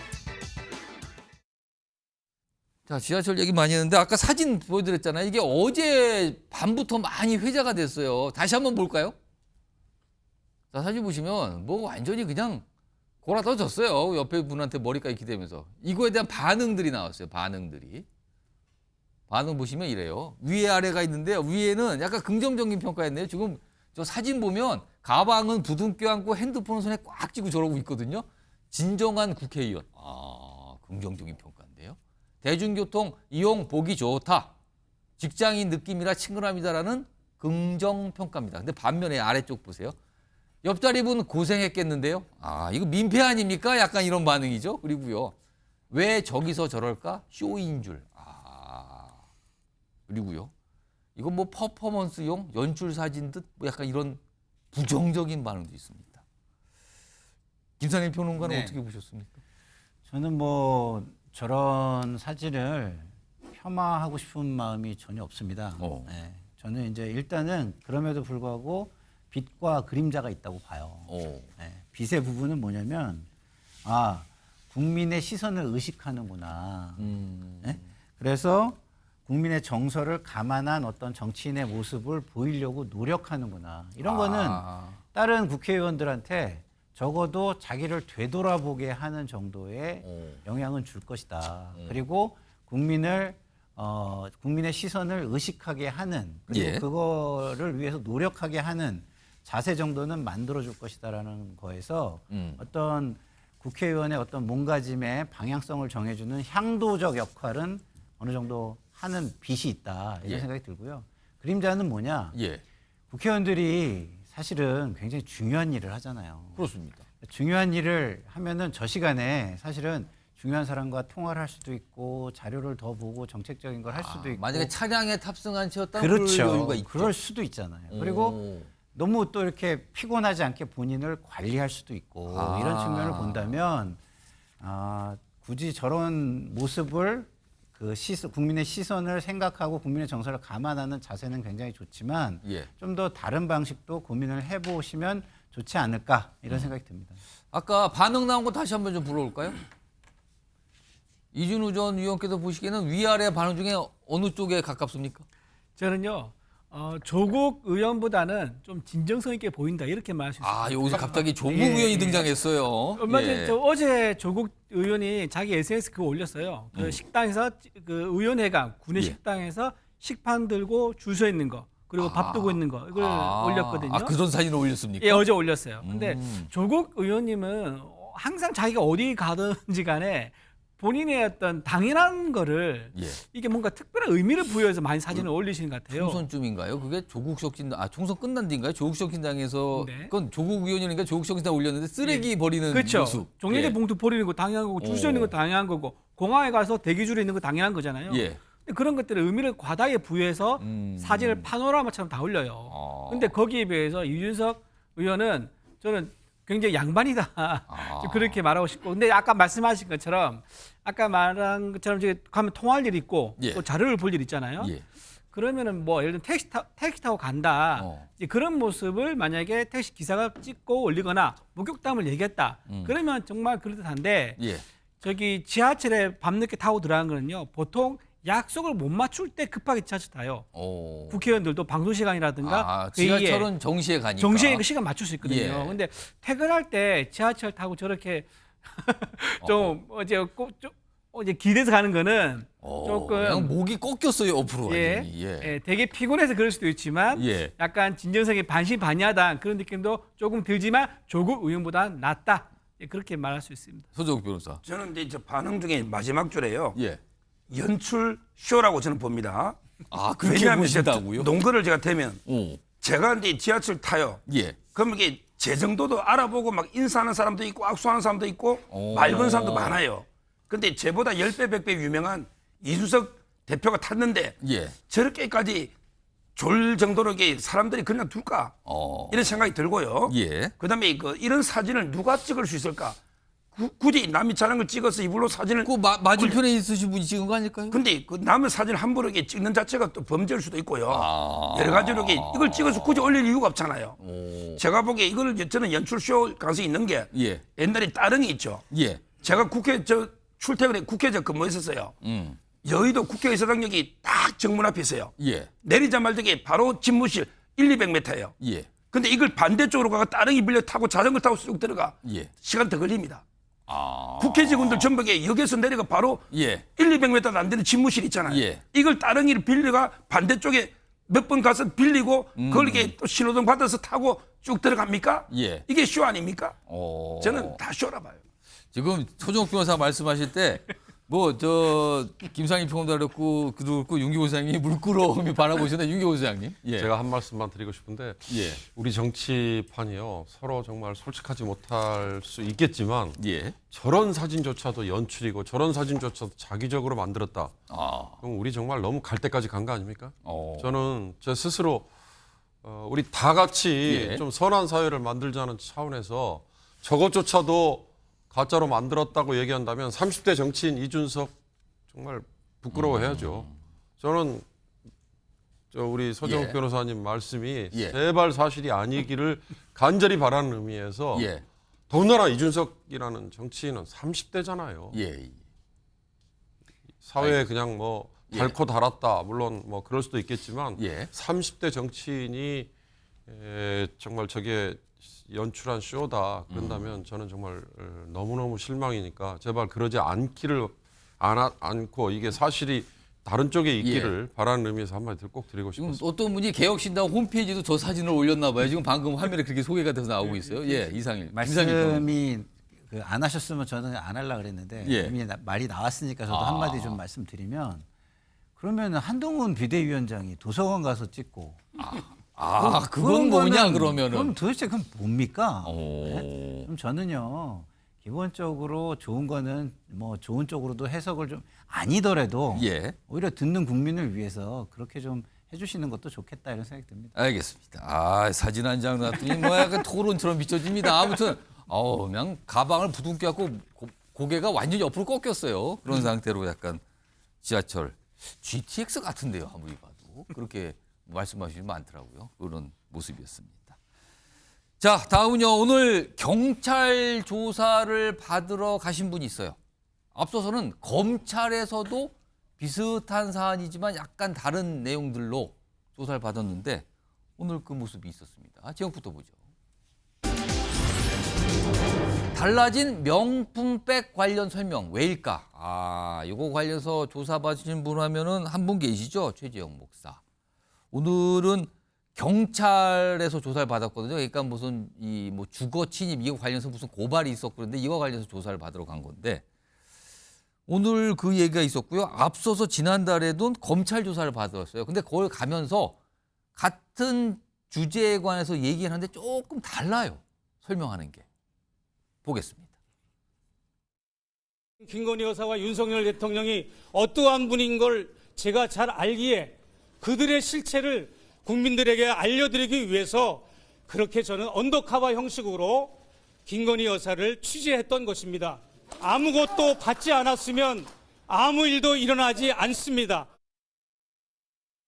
이 사건의 본질은 김건희 여사가 제공한 선물들을 무분별하게 다 받으셨다는 거. 청탁의 목적을 두고 분명히 저는 다양한 선물을 제공했고 다양한 청탁을 시도했습니다. 처벌을 받는다면 얼마든지 저는 처벌을 받을 것이고 김건희 여사도 받으셔야 됩니다. 제가 언더커버 취재를 결심을 하고 작동을 했다는 거 이것이 제가 강조하고 싶은 말씀입니다. 자, 최재형 목사가 지난달에 검찰 출석해서 강조했던 거면 이른바 언더커버. 그러니까 취재 목적으로 뭔가를 했다. 그러니까 그렇다면 그 가방의 목적은 약간 취재를 위한 수단, 만나기 위한 수단이 되는 걸로 보이잖아요. 근데 오늘은 청탁이라는 걸 또 강조를 합니다. 그리고 또 조사를 받고 끝나선 다시 언더커버 얘기를 또 하거든요. 화면 좀 볼까요? 자, 지난 13일과 오늘 걸 좀 비교해 봤는데요. 당시에는 언더커버 형식으로 취재했다. 아무것도 받지 않았으면 아무 일도 일어나지 않을 것이다. 그러니까 취재 언더커버? 뭐 이걸 강조하죠. 근데 오늘은 합의해서 만났고 선물 제공하고 청탁 시도한 점 부정 안 한다. 그리고 권익위 결정에 분노한다. 이런 입장인데. 손정욱 변호사? 이게 뭐가 설명이 좀 바뀌는 건가요? 아니 바뀌지 않은 건데 뭐 약간 관점을 다르게 얘기한 건가요? 일단 이제 저분이 저는 취재 언급하는 게 정말 기자들을 모욕하는 것 같아요. 어느 신문사나 방송사 기자가요. 자기 돈을 받아가지고 선물 사가지고 공무원한테 억지로 받으라고 주면서 그렇게 기사 쓴다? 예. 그게 기사입니까? 이 취재를 좀 운운 안 했으면 좋겠어요. 예. 취재란 게 이거는 말도 안 되는 불법이잖아요. 선물을 억지로 자기 돈 기자가 자기 돈을 사서 강제로 주고 이걸 찍는다. 예. 이건 취재가 말도 안 되는 이야기고요. 예. 아마 이분이 말이 바뀌는 거는 자꾸 본인 처벌 때문에 청탁이 있었으면 본인이 처벌되는 거고. 청탁이라고 얘기를 하면 본인이 처벌 대상이 되고 청탁이 아니라면 처벌이 안 되는 겁니까? 처벌이 둘 다 안 되는 거고. 왜냐하면 이게 김영란법이 특이한 게 배우자는 처벌 조항이 없잖아요. 예, 없습니다. 김건희 여사는 어떤 경우 처벌 안 되죠. 근데 준 사람은 처벌 조항이 있어요. 청탁이 인정이 된다면? 부정한 청탁을 한다면. 직무와 관련해서. 그러니까 이제 어떨 때는 눈치를 여론을 보니까 청탁이 없었다니까 비겁한 거 아니냐. 당신이 폭로해놓고 왜 당신 처벌 안 받으려고 한 거 아니냐. 이런 이제 비난이 나오니까 또 이게 이번에 용기를 내서 청탁했다. 뭐 이런 식으로 말이 계속 왔다 그럼 갔다. 검찰 조사 때와 경찰 조사 때가 약간 좀 내용이 말이 달라졌다 이렇게 보시는 겁니까? 그러면? 저는 그래 보죠. 처음에 진술할 때는 청탁이 없었다고 검찰에 있었거든요. 근데 오늘은 또 권익위 이야기하면서 청탁이 있었다. 내부터 처벌해라. 예. 그 본인만 처벌하면 되는 거예요. 배우자는 처벌 조항이 없으니까. 예. 저는 목사라는 분이 이렇게 말이 왔다 갔다 바뀌는 것도 문제고 예. 기자도 아니잖아요. 예. 자꾸 이게 무슨 취재입니까? 이것도 말이 안 되고 마지막으로 이게요. 요즘 이게 몰카가 심각합니다. 투표소에도 몰카하면 구속됐죠. 예. 화장실에도 이게 몰카하면 안 되고 예. 대통령을 만나도 누굴 만나도 몰카하면 안 됩니다. 예. 이 몰카는 다 불법입니다. 그렇잖아요. 몰래 카메라 몰래 들어가서 찍는 거 예. 전부 이게 초상권이나 다 불법이라는 걸 저 엄중 경고합니다.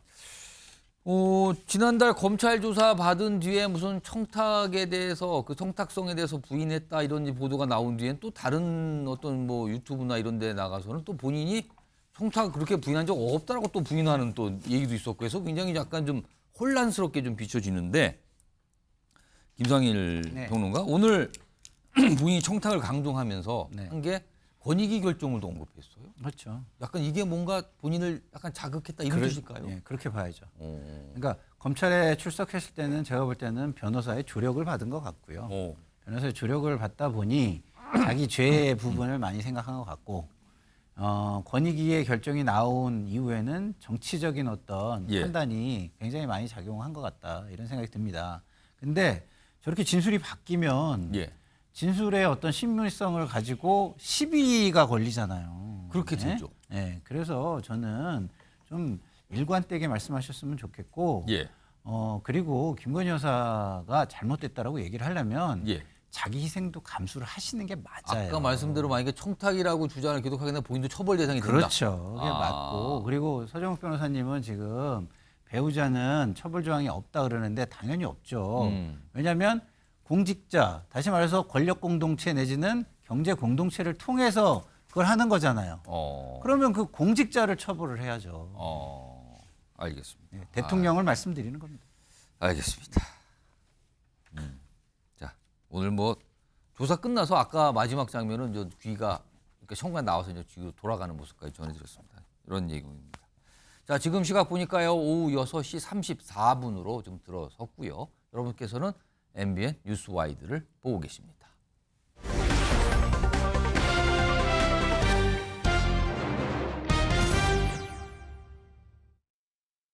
A훈련병이 쓰러지자 노무병이 달려와 맥박을 체크하였는데 중대장이 일어나 너 때문에 애들이 못 가고 있잖아 라는 취지로 말했다고 한다. A훈련병이 후송 중 의식을 찾았을 때 했던 말은 본인 이름, 몸에 불편한 점, 그리고 죄송하다는 말이었다고 한다. 기록이 없다는 건 명백히 관련 법령을 위반한 행위다. 네, 저희도 이제 조사 결과를 보고 결과에 따라서 뭐 필요하면 필요한 후속 조치도 할 것입니다. 뭐 법을 위반한 사안이라든가 법규 위반, 규정 위반이라든가 이런.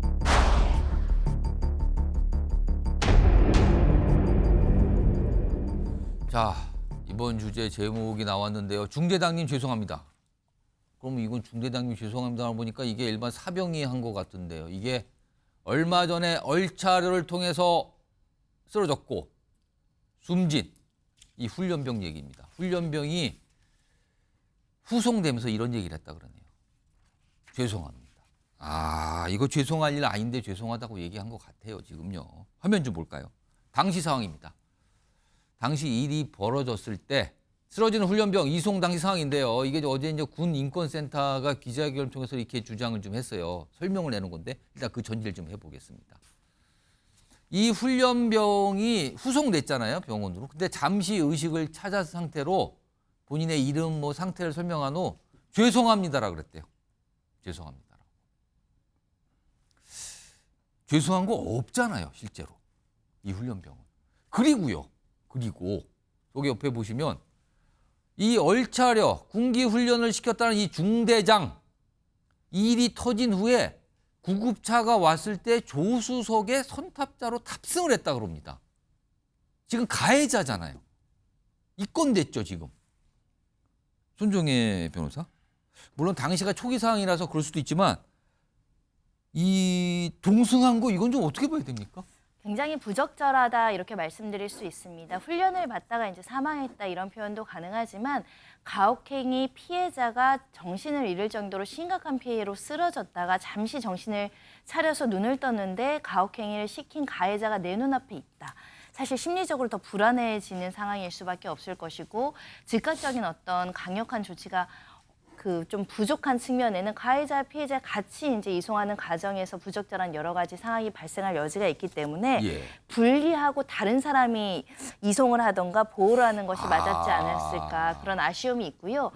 잠시나마 기면 상태에서 의식이 돌아왔는데 본인이 어떤 아프다는 증상을 얘기하면서 앞에 중대장이 있으니까 중대장님께 잘못을 해서 내가 이렇게 가혹한 훈련을 받았는가라고 착각하고 오인한 이 훈련병이 죄송합니다 오히려 사과를 해야 되는 정말 슬픈 장면이 연출되지 않았는가 생각 들고요. 이 감정적인 부분을 배제하더라도 실제로 이 먼저 의무병이 달려왔고 이 무대에서 뭐 호흡이나 맥박도 체크했다가 수액도 맞았다는 거 아니겠습니까? 그리고 다른 병원으로 긴급 후송이 되는데 그 과정 전반에도 이 가해자라고 할 수 있는 중대장이 있었다고 한다면 이 지금 훈련병 입장에서는 어떤 심정이었을까? 그리고 문제가 되는 것은 의무대의 의료기록지, 진료기록지도 없다는 사실입니다. 뭔가 기록이 안 돼 있다는 얘기가 나온단 말이에요. 우리가 군 관련해서는 군 보건의료에 관한 법률이 있습니다. 군보건의료법이라고 하는데 의료법과 마찬가지로 모든 의료인은 진료기록을 작성하게 되어 있습니다. 의무사항임에도 불구하고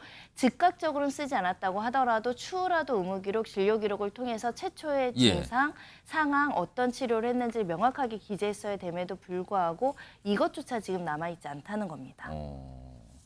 그리고요, 지금 이건 훈련병이 한 얘기 그리고 당시에 뭐 차량에 같이 그 가해자 중대장이 탔다 이런 얘기인데 또 다른 내용이 좀 하나 있어요. 당시에 이제 일이 벌어졌을 당시에요. 이것도 화면 보겠습니다.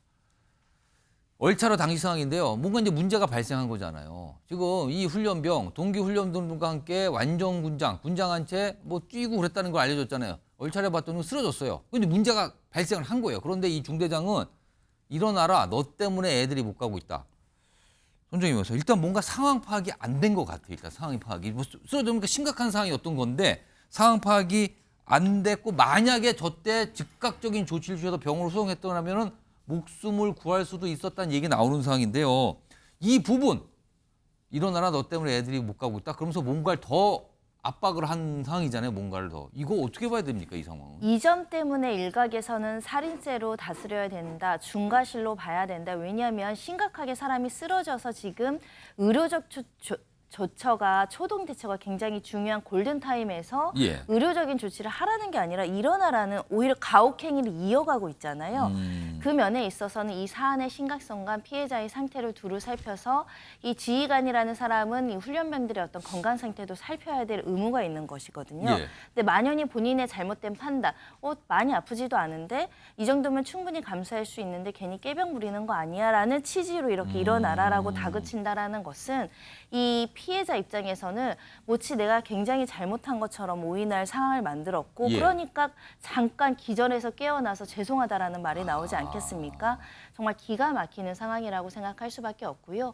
보호자들, 그러니까 가족들 입장에서는 억장이 무너진다. 이때라도 긴급한 상황이라고 상황 판단을 해서 그렇습니다. 즉시 할 수 있는 군대 내 모든 의료 인력을 동원해서 또는 긴급 호송이라도 10분이라도 20분이라도 빨리 호송할 수 있도록 즉각적인 조처를 했더라면 결과가 달라지지 않았을까 아쉬움이 많습니다. 지금 이 훈련병의 가족들 입장에서는 저런 순간순간 지금 뒤늦게 좀 나오고 있는데 저런 순간이 정말 어떻게 보면 땅을 칠 노릇 아닙니까? 저 상황은요. 이런 상황에서요. 뭐 잠시 손정혜 변호사가 말씀하셨는데 뭔가 기록이 없다. 뭐가 적혀있지 않다. 이런 내용들이 나오는데 화면 보겠습니다. 여기 보면 이것도 좀 어제 군인권센터가 뭔가 좀 문제 제기를 한 건데 일단 신병교육대에서 의무 기록에 그런 이런데 뭐 기록된 게 없더라. 지금 훈련병 뭐 어떤 상황을 어떻게 했다라는 게. 그리고 처음에 속초훈련을 갔잖아요. 근데 여기 간호 기록지에 가혹행 이른바 군기훈련 얼차려. 그러니까 군기훈련을 받다가 벌어진 일이잖아요. 근데 군기훈련과 관련된 내용이 왜냐하면 이유를 파악하기 위해서 물어봤을 것 같단 말이에요. 왜 어떤 상황에서 벌어지는지. 근데 그 얘기가 없고 그리고 이 구급차에 그 중대장이 같이 탔고 갔고 이거 어떻게 봐야 됩니까, 소정 변호사? 저는 이제 군인권센터 지적에 문제가 있다고 봐요. 아 그래요? 왜냐하면 이게 속초의료원은 수사기관이 아니고 병원입니다. 예. 병원에는 이게 환자의 건강 상태 지금 어떤지, 예. 열이 나는지 이게 어떻게 되는지, 목숨을 구할 수 있는지 이런 걸 기록하고 중요하죠. 지금 이게 얼차려를 했냐 안 했냐 그 원인은 나중에 수사해 보면 수사기관에서 나올 거 아닙니까? 일단 환자의 상태부터 제일 급한 게 지금 환자 상태 아닙니까? 지금 왜 당신이 그 원인을 지금 규명하면 환자도 지금 응급한 상태에 이게 말이 됩니까? 저는 군인권센터가 이게 병원을 공개하는 이건 문제가 있고요. 지금 이제 우리는 이제 원인 규명해 보면 되잖아요. 왜 얼차려 기합은? 그다음에 그 신병교육대 있죠. 이 부분은 이제 좀 따져볼 부분이 있어요. 여기는 뭔가 남아 있는 게 없다 그래요. 아마 이제 그 자기들은 치료를 전혀 안 하고 빨리 다른 데로 이렇게 보내다 보니까 기록을 안 남겼을 수도 있고. 근데 거기서 지금 수액을 맞고 뭔가 조치를 했다는 얘기 나온단 말이에요. 근데 그 정도 응급 조치하고 바로 이게 그 후송했으니까 아마 이게 그 안 남았을 수도 있고. 아니면 이게 뭐 남겨놨는 걸 없앴을 수도 있고 그런 큰 문제죠. 남겨놓은 걸 지금 이거 모르는 거잖아요. 혹시라도 그랬다면 이게 문제가 되는 거고 그거는 법적으로 문제가 되고 은폐가 되는 거잖아요. 만약에 그렇죠. 그렇다면은 아니면 이게 남겨야 되는데 안 남겼다면 또 이게 직무유기 문제도 있고 이거는 이제 여러 가지 경우를 따져봐야 되는데 뭐 제가 제 개인 생각으로는 이게 그 잠깐 응급처치하고 환자 상태를 모르니까 빨리 보냈잖아요. 큰 병원으로. 그러다 보면 이게 안 남아 있을 수도 있다 이런 생각이 들고요. 그다음에 그 마지막으로 동성이 있잖아요. 손 변호사님 이게 저하고 전혀 다르게 생각하는데 저는 그렇게 생각해요. 거기에 책임자는 중대장이에요. 그럼 이게 사고가 났죠. 의식이 없어요. 그럴 때 중대장이 그걸 방치해야 될까요? 책임자가 저는 빨리 병원으로 모셔서 어떻게든 구하기 위해서 책임자가 노력하는 이런 저는 생각을 했거든요. 동성했다는 게 이게 언제 깨어나서 가해자로 뭐 이게 부담 이렇게 저는 생각을 못했고 어떤 사고 나도 그 현장의 책임자가 끝까지 빨리 병원에 데려가서 어떻게든 이렇게 생명을 살려야 되잖아요. 따라서 저는 이거는 당연한 행동으로 저는 생각했는데 좀 이게 생각하는 방향이 조금씩 틀린 것 같습니다. 약간 두 분이 다른 의견을 주셨어요. 일단 그러니까 다른 의견이라기보다는요. 군인권센터는 이걸 지적하는 겁니다. 왜냐하면 최초의 의무기록지나 이런 데 보면 상황이나 이런 것들을 이제 진술하고 파악을 하기 위해서 적절한 정보를 의료기관에게도 제공을 해야 되잖아요. 이 사람이 왜 아픈지를 설명할 수 있는 사람이 있어야 되는데 병원에서 물어볼 수 있죠. 왜 뭘 하다가 이렇게 된 거냐. 네, 그래야 정확한 진단과 재빠른 치료가 필요한 것인데 만약에 중대장이 가정에서 말씀드리는 겁니다. 내가 책임질까 봐 상황을 축소, 은폐해서 전달했을 가능성. 굳이 뭔가를 다 설명하지 않았다면. 네, 그래서 이 상황이 조금 더 빨리 진행이 되지 않거나 긴급 호송이나 긴급 조치가 제대로 이루어지지 않았을 가능성. 그리고 우리가 의료사고나 많은 사건에서 의무기록지가 굉장히 중요하게 작동하잖아요. 그 사람의 최초의 상태에 대해서. 근데 이 상태가 굉장히 심각했음에도 불구하고 더 낮은 수준으로 축소해서 기재하는데 이 가해자인 중대장이 가담을 했다라고 한다면 피해자 입장에서는 진실을 밝히는 게 더 어려워지겠죠. 그런 측면에서 이 부분을 제대로 정확하게 사실관계를 전달을 하고 그게 기록이 되어 있는지를 살펴봐야 啊 아, 된다는 게 이제 군인권센터의 주장입니다. 알겠습니다. 이 사안도 지금 뭐 이제 이 건에서 뭔가 조사가 좀 이루어지겠죠. 조금 뭐 일각에서는 늦은 거 아니냐 이런 좀 지적도 있기도 합니다. 다음 이슈 영상으로도 먼저 준비되어 있습니다. 보시죠.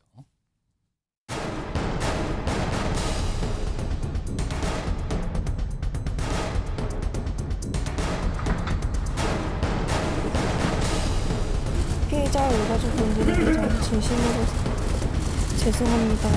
제가 넘겨듣기엔 좀 부적절하겠죠.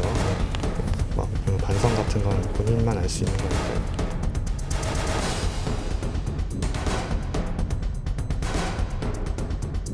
그리고 소속표서는 반성문이. 자, 여기 보시면요. 제목이 바로 나오는데요. 반성문 거의 뭐 한 60장, 60장 정도 된다 그러죠. 근데 안 통했답니다. 자, 내용 좀 보겠습니다. 오늘 대법원 판결 정유정입니다. 정유정. 시청자분도 알고 계시죠? 또래 살인. 그것도요. 단순하지 않습니다. 과외 앱으로 만나서 또래 여성을 흉기로 살해 후 시신 훼손까지 했어요. 유기한 겁니다. 정말 잔혹한 범죄였습니다. 오늘 대법원 판결이 무기징역 확정입니다. 1심과 2심과 동일하게 무기징역이에요. 일단 무기징역. 손정희 변호사. 근데 많은 분들이 아니 왜 1심부터 이거 사형 아니었습니까? 사형 안 됩니까? 라고 물어보시는 분들도 많더라고요. 이건 왜 그런 겁니까? 검찰은 사형을 구형하긴 했으나 사실상 사형 폐지 국가의 어떤 대한민국의 위상이 아직까지는 상황이 그러하고요. 예. 특히 연쇄살인마처럼 정말 다수의 어떤 사람의 생명을 해치는 사건이 아닌 이상은 우리 법원에서도 사형은 생명을 박탈하는 어떻게 보면 냉엄한 형벌이기 때문에 아주 제한적, 예외적으로만 인정이 돼야 된다 이렇게 판단을 하고 있기 때문에 정유정 사건도 굉장히 잔인하고 계획적이고 정말 우리 사회에서 영구 경계해야 될 정도로 재질은 좋지 않지만 사람의 생명을 뺏을 정도는 아니다. 그렇다면 만약에 우리나라가 사형 폐지 국가가 사실상 아니었다면 사형도 가능했다고 보십니까? 현재로서는 사형이 또 집행되지 않는 문제가 있는 거죠. 재판부 입장에선 집행되지 않는 사형수를 선고해서 예. 노역도 하지 못하는 신세로 두는 것보다는 노역도 하고 재범 재하의 기회를 주는 이 무기징역형이 타당하다라고 판단한 거고요. 얼마 전에 신림동 강간살인 사건도 마찬가지로 그래서 무기징역형이 선고되기도 했습니다. 지금 이제 대법원까지 최종 확정된 건데요. 지금 1심, 2심 대법원 이런 거는 동안 이 정유정 뭐 법원에 반성문을 많이 냈다 그러는데요. 화면 좀 보겠습니다. 내용을 좀 보시면요. 일단 뭐 반성문을 많이 냈다는데 안 통했어요. 뭐 그대로 무기징역이니까. 그러니까 반성문 내용은 뭐 불우한 성장 과정 뭐 등등등 이런 얘기를 했대요. 그래서 한 60회, 60회 정도라는데 뭐 감형사로 인정을 안 한 거예요. 그리고 특히 1심 법원도 이제 무기징역이었는데 그때 이제 반성문과 관련된 얘기한 게 있어요. 화면 보겠습니다. 1심 재판부가 이렇게 좀 판단했나 봐요. 계속 반성문 써내고 있지만 그게 반성인지 아닌지 헷갈릴 정도다. 반성문은 재판부에 보여주기 위해서가 아니라 본인을 위해서 하는 것. 손옥 변호사. 그러니까 진정성이 없다. 그래서 영향 못 미친다 이겁니까 그러면은? 저도 이제 의뢰인들이 반성문 어떻게 써야 되는지 몇 번 되면 제가 물어보잖아요. 예. 저는 항상 한두 번, 많아도 두세 번 정도 내라. 두세 똑같은 내용을 이렇게 계속 내면요. 판사가 역효과 짜증납니다. 다르게 내라. 내용을. 아니 내용 다른 게 낼 게 없잖아요. 한두 번 쓰고 나면. 그렇죠. 이거 오히려 재판 기록에 다 철해놔야 됩니다. 이것도. 그러면 이게 기록만 엄청 두꺼워지고요. 아마 이게 판사를 불신해가지고 읽어봤을까? 혹시 안 읽어봤으면 어떨까 싶어 또 내는 사람도 있고요. 또 이게 반성문 많이 내면 반성 많이 합니까? 반성문하고 이게 반성하고는 전혀 관계 없는 거예요. 예. 따라서 저는 이번에 그 1심에 21번, 예. 2심에 40번, 61번 낸 거예요. 이거는 이제 말도 안 되는 저는 뭐 너무 많이 낸 거네요. 역효과고요. 예. 진짜 이게 진심으로 반성하는 비서는 게 전혀 없다. 예. 이렇게 저는 봅니다. 지금 뭐 방금 전에 나갔지만 검찰 쪽에서 뭐 저런 것도 약간 문제를 삼았나 봐요. 뭐 가족들한테 얘기한 게 뭐 압수수색 전에 방을 지어놨어야지 억지로라도 반성문 적겠다 뭐 이런 거 했는데 뭐 반성문 아무리 내봐야 반영 안 됐다는 건데요. 앞서서 대법원 확정 판결 나온 내용 화면 다시 한번 좀 불러오죠. 거기에 또 다른 내용이 좀 적혀 있습니다. 지금. 내용 보시면 손정혜 변호사 좀 보세요. 저기 뭐 무기징역이라는 글자 밑에 작은 글씨로 30년간 위치 추적, 전자장치 부착. 그러니까 위치 추적기를 다루라는 건데 무기징역 아닙니까? 근데 위치 추적기가 왜 나온 겁니까? 30년 달라고? 우리가 가석방 없는 무기징역형을 우리 가지고 있지 않습니다. 이걸 만들지 못하고 있다 보니까 무기징역형을 선고하더라도 어떤 개선하고 있다, 반성하고 있다라면 가석방이 그러면 가능하다는 거죠. 나중에 한참 시간이 흐르면 풀려날 수 있다는 걸 전제한 겁니까 네, 지금? 20년 이후에 혹시라도 반성하는 모습, 개전의 정이 보이면 가석방이 가능한 게 우리나라의 무기징역형이다 보니 그걸 대비해서 사회에 나오더라도 이 전자장치를 부착을 해서 관찰, 보호 관찰을 해야 된다라는. 그거를 지금 감안을 해서 전자 위치 추적기 30년을 같이 오늘 판결한 거예요, 그러면? 네, 판사의 권한으로 이 사람은 무기징역형을 내리되 가석방은 허용해 주시 마십시오라는 판결이 불가능하기 때문에 그에 대비돼서 혹시라도 가석방 될 것을 대비해서 이 사람은 극악한 범죄자이므로 이 전자발찌를 부착해야 된다라는 선고를 같이 했습니다. 그러면 진짜 가석방 가능성이 있다고 보십니까 지금? 뭐 경우에 따라서는 개가천선하는 사람들이 있기 때문에 또 교도소 내에서는 성실하게 가석방만을 위해서 20년, 30년을 사는 범죄자들이 있습니다. 그래서 형식적, 법논리적으로는 가능하나 이렇게 사람에 대한 생명을 극악하게 해친 그 범죄자들은 가석방 대상에서 심사에 올라와도 배제하는 것이 원칙적이나 사람 일은 알 수 없기 때문에 우리나라에서 사형을 집행하지 않을 거면, 사형을 선고하지 않을 거면 이 무기징역형에 가석방 없는 무기징역형도 만들어야 된다는 목소리가 나오고 있습니다. 손정식 변호사 혹시 무기징역을 살고 있는데 가석방 된 사례를 보셨어요? 많이 있죠. 있습니까? 많이? 그런 게 많이 있어요. 그럼 20년 이상 살면 대상이 되는 겁니까? 오히려 이게 무기징역이 저는 죽을 때까지 사는 걸 본 적이 없습니다. 죽을 때까지 교도소에 살리는 경우를 본 적이 없어요. 그럼 가석방이 됩니까? 물론 이게 20년이니까 법에 뭐 25년, 30년 나이 들면 이게 언젠간 나옵니다. 무기징역이라서 죽을 때까지 살리는 걸 저는 한 번도 본 적이 없다. 근데 사형이었으면 감경해도 무기징역일 텐데 무기징역이니까 이제 감경이 되는 거죠. 그렇군요. 아유, 알겠습니다. 손 변호사 본 적이 있는지 모르겠네. 저는 없어요. 못 봤다. 대부분 다 중간에 풀려난다. 그 소리입니까? 알겠습니다.